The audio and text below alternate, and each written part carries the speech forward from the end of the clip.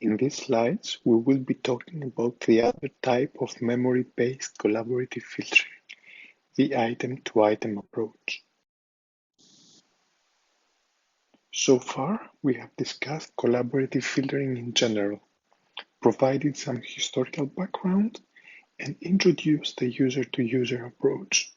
Next up is item-based collaborative filtering. As you may suspect, we will be now looking for similarities between items instead of users. But how can we compute the similarity between two items if we know nothing about the items themselves? That is, item content is not available. The idea is to judge items by the people that like them. Then, item similarities can be quantified by comparing the set of ratings they receive from users. Two items are similar if they receive similar ratings by users. For example, John likes items 1 and 2. Mary dislikes items 1 and 2. What can we tell about items 1 and 2? Item 1 gets the same likes from John and dislikes from Mary as item 2 gets. So we say that items 1 and 2 are similar. There is another observation here, that item similarities are more stable than user similarities. But why? The main point is that typically there are more users than items. So the average item has more ratings than the average user. Therefore, the description in terms of ratings of an item does not change that dramatically as new ratings come. Remember, we said this was a problem with user-to-user collaborative filtering, where user similarities are more sensitive to new ratings. Okay, so we have discussed the notion of item-to-item similarities. Let's see how this applies to an item-based collaborative filtering approach. This time, to predict the rating of a target user to a target item, we pivot what we did in user-to-user approach. First, we compute the similarity of the target item to each other item. Then, we create a neighborhood of the target item. Finally, we predict the rating as the weighted average rating of the target user to the neighbor items. It is important to observe the change with respect to user-to-user collaborative filtering. In item-to-item approach, we aggregate the ratings of a target user and not of other users. The aggregated ratings are those given to similar items as the target item. So essentially, eye-to-eye approach predicts the target rating using previously observed ratings of the target user. The collaborative aspect is that the item similarities are computed from all user-item interactions, that is, the ratings matrix. Let us now build the item-to-item collaborative filtering approach progressively, as we did for the user-to-user method. Start with a baseline approach that only considers the ratings of the target user. The simplest idea is to take the average rating across all items rated by the target user. We continue by incorporating additional ideas. First, instead of average, we compute a weighted average where not all items contribute equally. What are the weights? The item similarities. Next idea is to create a neighborhood around the target item. Only consider ratings for similar items. We also mean center the item ratings to remove biases. So in essence, we're predicting deviations from the target item's mean rating. Putting all this together, we end up with a formula that looks like this. The similarities and differences with a user-to-user case should be apparent. Note that in practice, the neighborhood only considers items that have been rated in the past from the target user. The only element missing is how to compute the item similarities.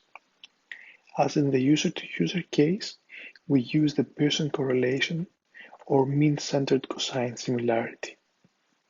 The difference is that we apply it on items, so the formula for two items I and j looks at the users that have rated both items in the numerator and computes the agreement on the ratings deviations from the item's mean rating. If we think of it in terms of the ratings matrix, we extract columns I and j from the rating matrix, mean center them, fill missing entries with 0, and then compute their cosine similarity. When it comes to selecting the item neighborhood, standard ideas apply. Among the items rated by the target user, we may select only the top k similar ones, or take those that have similarity above a threshold. In any case, we can include or not items with negative or anti-similarity. The standard practice is to take 20 neighbors if we can. Let's now put all these ideas together to see how we can recommend an item to the target user. First, we compute the similarity of every item the target user has not rated to every rated item. We set as the target item its non-rated item. For each target item, we create an item neighborhood and predict its rating. Among all target items, we comment the ones that have the highest predicted rating.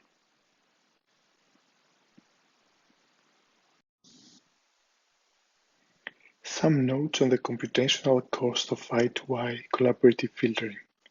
Recall the number of users is m, the number of items is n, and typically m is much larger than n. Computing an item-to-item similarity requires linear time in the number of users m.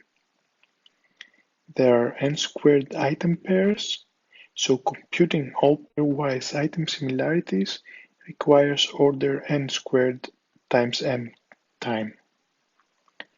Creating a neighborhood requires examining at most all items, while making a prediction given the similarities and the neighborhood takes only order k time, where k is the neighborhood size.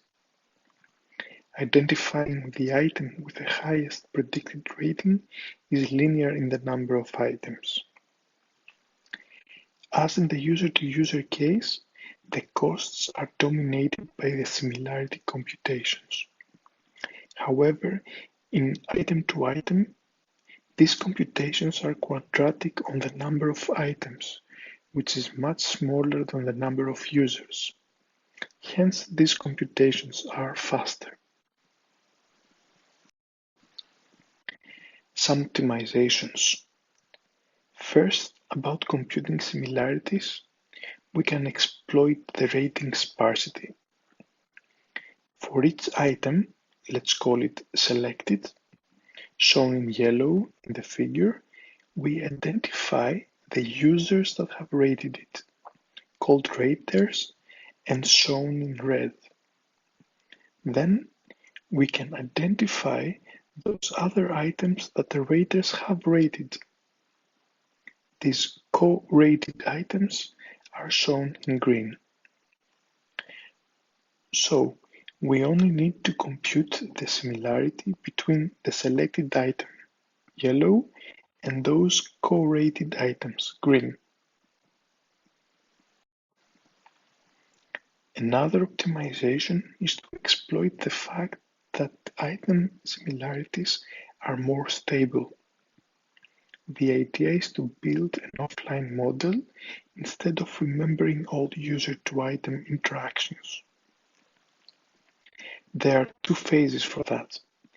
In the offline phase, for each item, we identify its k-neighbors and we compute and store the similarities for these item pairs. In the online phase, we build neighborhoods using only items whose similarities are stored. The neighborhood selected may be less similar compared to those selected in the standard item-to-item approach. Why is that? Because we only store a subset of possible similarities. In practice, however, this has no adverse effect when making recommendations. Let us now compare user-to-user to item-to-item approach. Compared to user-to-user approach, item-to-item is more efficient. Why? As we saw, its main cost is to compute the item similarities. Because there are fewer items, there are fewer pairwise comparisons to make. Also, for the same reason, item similarities are more stable than user similarities. This is illustrated by the two figures at the bottom. Left shows the distribution of ratings per user for the Netflix dataset. Y-axis shows the number of users that have a specific number of ratings on the x-axis. So we see that most of the users have between 16 to 1024 ratings. The average number of ratings per user is 208. Right shows the distribution of ratings per item. Y-axis here is the number of items that have a specific number of ratings indicated on the x-axis. Most items have at least 128 ratings. The average number of ratings per item is 5,627. Item-to-item is also more effective than user-to-user. In this figure, the y-axis denotes an error metric called mean absolute error. Lower values means more effectiveness. The x-axis shows various neighborhood sizes. Pay attention to the user-to-user method whose results are drawn with black diamonds, and the item-to-item method drawn with red squares. The empty circles at the top correspond to the non-personalized method that computes the global average rating of items, and you can ignore the yellow triangles.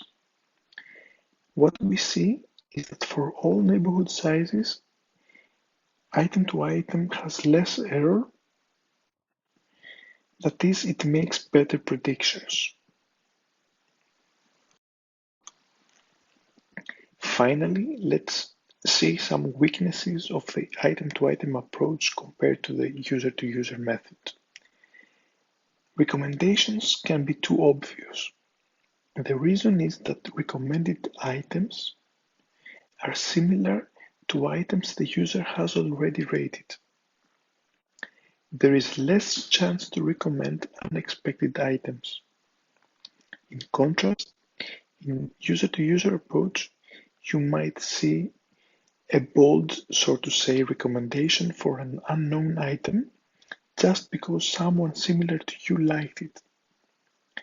In item to item, that item might not be similar to any of your rated items and thus not recommended. A fix for this problem would be to make recommendations that not only seek to optimize rating prediction accuracy, but also consider other aspects like serendipity, novelty, and diversity. We will be talking about these other quality aspects later, but let's briefly note that novelty quantifies how different an item is compared to already known items.